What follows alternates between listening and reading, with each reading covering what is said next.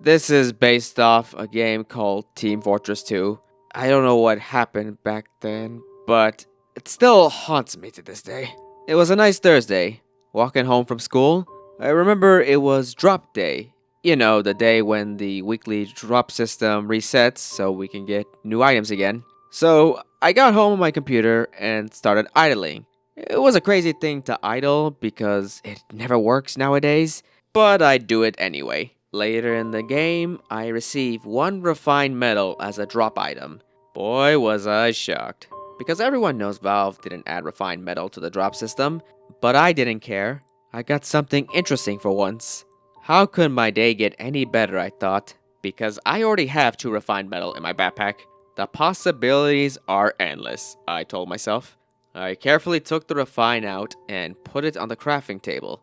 I was so excited to finally craft my first hat. Wishing myself luck, I clicked the craft button. I waited, then it finished, with an agonizing shriek that made your heart skip a beat. The prompt wasn't the same as it was before. Instead of saying crafting succeeded, it was backwards. I was confused. I thought it was some kind of bug. But this couldn't have been hacked, I thought, because for one, it's an online game from an official company. Then the screen flickered for a split second. Then the item was displayed. I didn't even have to click the OK button. It showed the mining light. People consider it a bad hat, but I didn't care about that. What I noticed was the engineer. He was more gloomy. His shirt was extremely darker, and his eyes were glowing red. The thing that got me the most was the craft number, the devil's number. I think that was a little creepy, considering the fact that the engineer looked demonic. The hat itself wasn't too bad, so I equipped it on my engineer. Once I equipped the hat, the screen flickered again. Then that's when I thought the game was being hacked, as the engineer had the most disturbing grin I've ever seen, and his shirt was more darker. I couldn't believe my eyes. What the hell is going on? I turned off the game for the day, and I went to bed.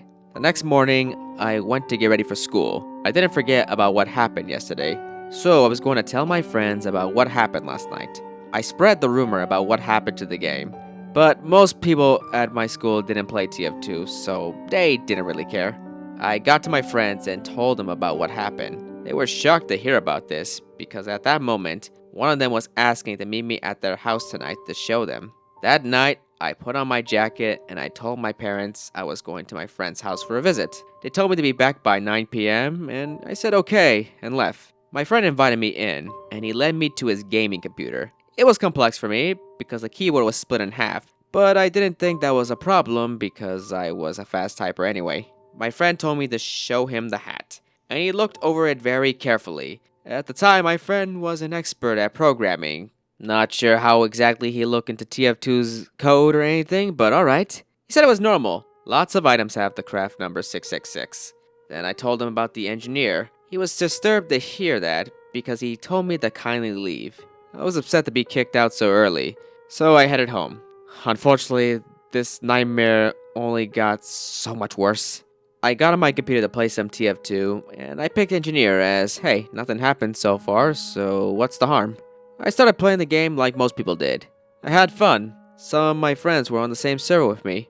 Then it started to get more disturbing over time. Like the map was slowly turning red, the screen was blurring, and then my teammates slowly died off. Eventually, I was the only one left, and blue team was just standing there, looking at me like I was their worst nightmare. One tried to shoot me, and it did nothing. I tried to move, but the keyboard took control of everything. I was just sitting there, watching my character slaughter everyone. Every person I killed left the game. The engineer eventually was the only one left on the server. I sat there watching him.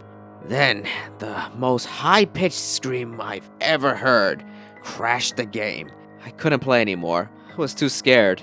How could Valve allow this to happen? I had enough. I went to bed. I was playing TF2 again, but I was a spy. I played as usual, but then I came across an engineer with his buildings, and as I got closer with my sapper, the background became more blurred and darker. Then the world paused. I couldn't move. The engineer slowly turned around with the same disturbing details I saw on my character loadout. I was horrified, unable to comprehend what was going to happen next, and just stared at the screen with my eyes filled with fear. He walked towards me with a devilish grin on his bloody face. He ripped off my arm holding the sapper, and blood started to spray everywhere. Then the engineer told me, "Now just stop trying to mess with my contraptions, Nick." I was screaming.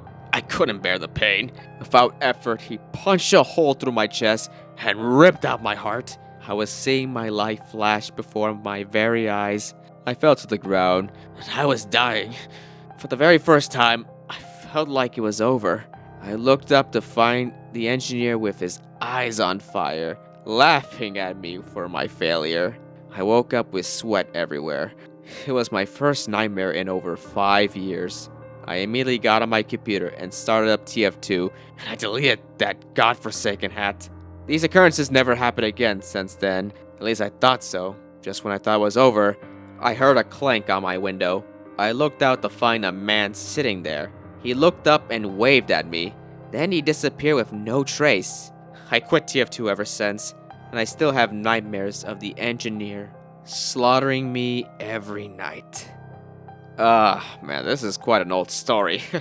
And, well, it certainly is a really old one because the amount of grammatical errors, the amount of run-on sentences, the amount of commas, new sentences, yeah, it wasn't the very best to read. And I found myself just kind of, changing the sentences up a bit so it's a little better to read. But, yeah, the story is, I think it's one of the more early TF2 creepypastas, and most people know Play Dead as the best of the old ones. And while I know people, including myself, remember Craft 666 as one of those early TF2 horror stories that they first read, even for the time, it's just not that scary. And, well, I mean, the engineer with red eyes, crying tears of blood and more red, uniform, because darker red is scarier, I guess. I don't know. I think this story could work in new context of today, since this story came around the time when, Valve actually worked on TF2, and when the mining light was actually a craft hat. I mean, actually, we haven't had any new craft hats in ages, so, it really was just a time when crafting hats was something you could actually consider doing. These days, you could just trade for craft hats for, cheap, and, if you don't want to bother with, stranges or unusuals or that stuff, then honestly, you're making a better financial decision than, quite a lot of players, including myself.